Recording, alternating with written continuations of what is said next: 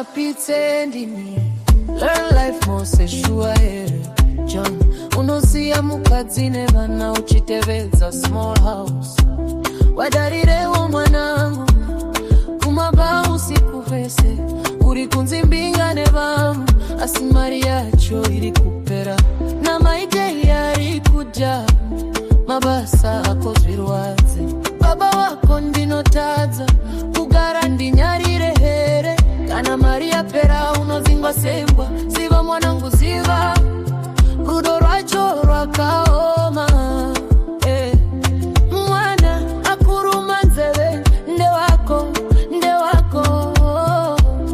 chinja moyo chinja usati wanonoka. John chinja John chinja small house haibaki imba yako pamba. John chinja John chinja maripe no pera unosara lega.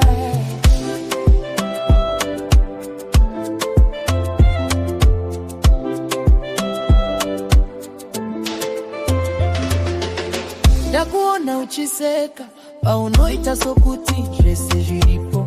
Asikumba kune misodzi nemaziso anorwadza. Mukati nevana vanopama vachiverenga mazuva. Iwe uri kure uchitsvaga runyero.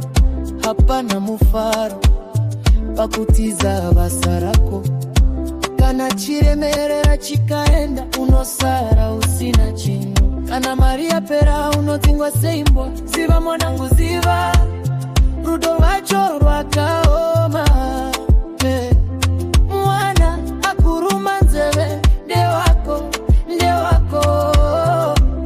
chinja moyo chinja usati wanonoka.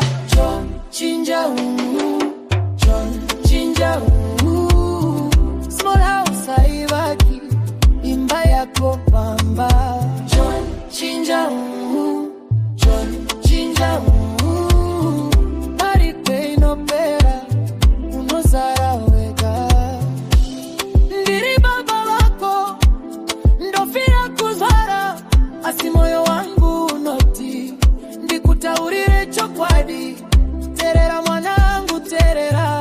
Usambofa wakarasika nzogera kumbanasi uchiponesa sitara. John chinja